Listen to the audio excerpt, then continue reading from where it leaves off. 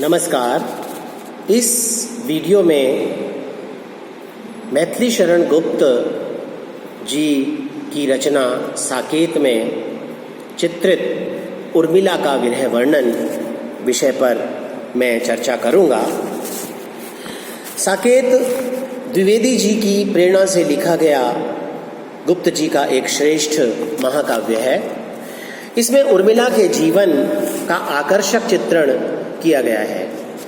कवींद्र रविंद्र ने एक स्थान पर लिखा है कि मेरे हृदय में एक विरहिणी नारी बैठी है जो अपने दुख का गीत सुनाया करती है। रविंद्र जी का यह कथन अक्षरशः सत्य है। वह विरहिणी केवल रविंद्र जी के हृदय में ही नहीं बैठी, अपितु अन्य सभी कवियों की आत्मा में उसका निवास है। इसी नारी ने भवभूति के हृदय में सीता का रूप धारण किया, कालिदास के हृदय में शकुंतला का और सूर के हृदय में राधा का, जायसी के हृदय में नागमती का रूप धारण किया। इसी भांति गुप्त जी के हृदय में वही विरहिणी उर्मिला बन गई। पंत जी ने तो स्पष्ट कहा है, वियोगी होगा पहला कवि, आह से उपजा होगा गान, उमड़कर आंखों से चुपचाप वही होगी कविता अनजान।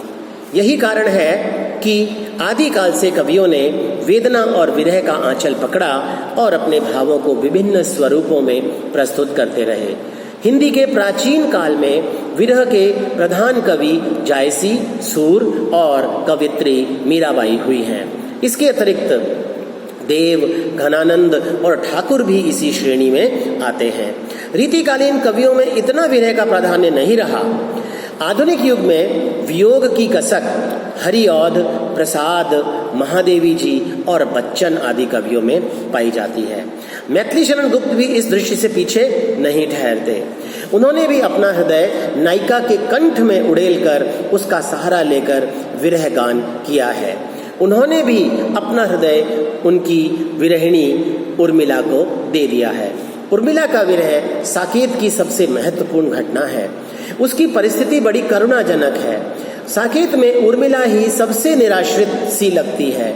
सीता राम के साथ छाया की भांति सदैव लगी रहती हैं। मांडवी और श्रुति कीर्ति भी अपने अपने पतियों के साथ बनी रहती हैं। केवल उर्मिला ही विवश है। उसके पास कोई साधन नहीं है कि वह अपने पति से दूर रहने की पीड़ा को किसी भी प्रकार से शांत कर सके। वियोग के समय में उर्मिला के नेत्रों से जो अश्रुपात हुआ है उसमें केवल उर्मिला के नेत्र ही नहीं भीगे हैं, अपितु साकेत को पढ़ने वाले समस्त पाठकों के नेत्र भी अश्रुपूरित हो जाते हैं। विरह के आधिक्य के कारण यदि साकेत को हम विरह काव्य की संज्ञा दें तो इसमें कोई अतिशयोक्ति नहीं होगी। ये उर्मिला यद्यपि भाग्यहीन और बड़ी निराश्रित से दिखाई पड़ती है, किंतु उसमें ईर्ष्या का लेश मात्र भी कहीं दिखाई नहीं पड़ता, बल्कि उसकी दयनीय दशा से अन्य सभी द्रवित हो जाते हैं। और इस भांति उर्मिला की विवशता सबके दया का पात्र बन जाती है। सीता ने कहा है, आज भाग्य है जो मेरा, वह भी हुआ न हा तेरा। इस प्रकार कवि दूसरों की आतुरता द्वारा उर्मिला के मन की व्यग्रता को प्रदर्शित करता है। यदि यही वाक्य कवि उर्मिला के मुख से कहलवाता तो संभवतः पाठक हृदय इतना प्रभावित न होता। हृदय में अपनी इतनी व्याकुलता होने पर भी उर्मिला किसी से कुछ नहीं कहती है, बल्कि अपने मन को ही समझाती है, हे मन तू प्रिय पथ का विघ्न न बन, हे मन तू प्रिय पथ का विघ्न न बन। लक्ष्मण के वन चले जाने के उपरांत उर्मिला की दशा दिन प्रतिदिन गिरती जाती है। उसका शरीर कृश हो जाता है, उसके मुख की कांति पीली पड़ जाती है, यौवन में ही उसे यति का वेश मिल गया है। अतः इन सब बातों का होना स्वाभाविक है। गुप्त जी ने उसकी वियोग जन्य पीड़ा का एक चित्र उपस्थित किया है और वे कहते हैं, मुख कांति पड़ी पीली पीली, आंखें अशांत नीली नीली, क्या हाय यही वश कृश काया, या उसकी शेष सूक्ष्म छाया। चित्रकूट में एक बार उर्मिला का मिलन अपने प्रिय लक्ष्मण से होता है। यह सीता के द्वारा करवाया जाता है, क्योंकि एक स्त्री का हृदय ही स्त्री को पहचान सकता है। आजकल भी हिंदू परिवारों में यह दृश्य देखने को मिलता है। वहाँ भी मिलन का माध्यम स्त्रियां ही होती हैं, विशेषकर भाभियां या नंदे आदि। यद्यपि लक्ष्मण और उर्मिला का क्षणिक मिलन होता है, परंतु उस समय लक्ष्मण की दशा देखते ही बनती है।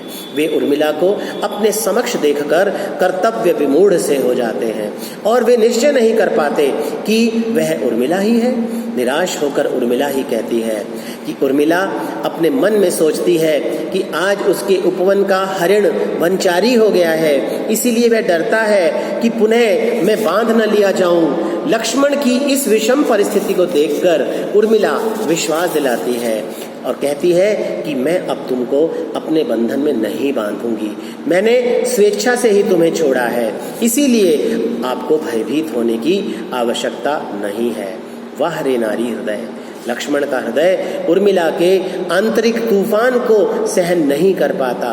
अतः गुप्त जी कहते हैं, गिर पड़े दौड़ सौमित्र प्रिया पदतल में, वह भीग उठी प्रिय चरण धरे दृगदल में जल में। उर्मिला का विरही जीवन नित्य प्रति के गृहस्थ जीवन की वस्तु है। इस दृष्टि से उर्मिला की दृढ़ता प्रशंसनीय है। वह चाहती तो कुल की मर्यादा को छोड़कर योगिनी बन सकती थी और घर छोड़कर जा सकती थी, किंतु उसने ऐसा नहीं किया। उसका जीवन तो एक कारागार बन गया है। उसका एक एक पल, एक एक वर्ष के समान व्यतीत होता है और वह दिन उसे काटने ही हैं। जीवन के लंबे 14 वर्ष प्रातःकाल होती है, संध्या होती है, उसी भांति उर्मिला भी खाती है, पीती है, सोती है और रोती है। खान पान तो ठीक है, पर तदनंतर हाय आवश्यक विश्राम जो, उसका कौन उपाय। इतनी बड़ी अयोध्या नगरी में उसे अपने समान कोई भी दुखिनी दिखाई नहीं पड़ती, उसे अपने समान कोई बड़ी विरहिणी दिखाई नहीं पड़ती। ऐसी स्थिति में समय को काटने के लिए वह चित्र रचना में लग जाती है, पक्षियों से भी एकाकार स्थापित कर लेती है। और तोता उसे उदास देखकर कहता है, हाय रूठो न रानी। उर्मिला ने जब तोते से पूछा, कह विहग कहाँ है आज आचार्य तेरे, तब तोता अपनी बोली में उत्तर देता है, मर गया मैं। इस उत्तर को सुनकर उर्मिला का हृदय विह्वल हो उठता है। सचमुच मृगया में तो अहेरी नए वे, सचमुच मृगया में तो अहेरी नए वे, यह दूत हरिणी क्यों छोड़ हो गए वे। वियोग एवं दुख की दशा में आत्मीयता की भावना स्वतः बढ़ जाती है। वह नैसर्गिक नियम है कि सहानुभूति प्राप्त करने के लिए सहानुभूति प्रदान करना भी आवश्यक है। वैसे भी ममत्व मिलते ही दुखी हृदय अनायास ही उमड़ पड़ता है। तभी उर्मिला का स्नेह अपने समीप रहने वाले सभी प्राणियों पर भी बिखर रहा है। वे कहती है, शोक मत कर हे तात, क्योंकि कष्ट में मैं भी हूँ, तो तू तो सुन मेरी बात। पूर्व मिलन की स्मृतियाँ उसकी विरह व्यथा को तीव्र करती रहती हैं। अपने प्राचीन जीवन के माधुर्य को याद कर करके उसकी व्यथा द्विगुणित हो जाती है। तभी तो वह कामदेव जो कि उस पर आक्रमण कर रहा है, उसके समक्ष दीन होकर प्रार्थना करती है, मुझे फूल मत मारो, मुझे फूल मत मारो, मैं अबला बाला वियोगिनी, कुछ तो दया विचारो। उर्मिला के विरह में रीतिकालीन कवियों की सी कला प्रियता भी दृष्टिगत होती है। दुख प्रियता, अनुप्रास प्रियता आदि के उदाहरण वहाँ देखने को बहुत मिल जाते हैं। जैसे दरसो परसो बरसो, व्यग्र उदग्र, सृष्टि दृष्टि, जीर्ण श्रीर्ण, कन कन, छन छन, जन जन के जन आदि। रीतिकालीन कवियों का शब्द क्रीड़ा के प्रति विशेष आग्रह था। वह साकेत के विरह वर्णन में भी उर्मिला के माध्यम से विद्यमान है। एक उदाहरण देखिए, उसे बहुत थी विरह के एक दंड की चोट, धन्य सखी देती रही निज यत्नों की ओट। इस प्रकार जो भी विवेचन मैंने अभी आपके सामने प्रस्तुत किया है, उसमें यह बात निष्कर्ष के रूप में निकल कर आती है कि उर्मिला का विरह वर्णन बहुत विरह विदग्धा उर्मिला को परेशान करता रहता है, किंतु वह भी एक लोक सेविका की भांति उभर कर सामने आती है। गुप्त जी ने उर्मिला के विरह वर्णन में रीतिकालीन प्रभावों को भी ग्रहण किया है, लेकिन अपनी स्वतंत्र प्रकृति के कारण उसमें नवीनता और मौलिकता का भी समावेश उन्होंने किया है। रीतिकालीन चमत्कार प्रियता के प्रभाव से कहीं कहीं गंभीरता और मार्मिकता की हानि हुई है।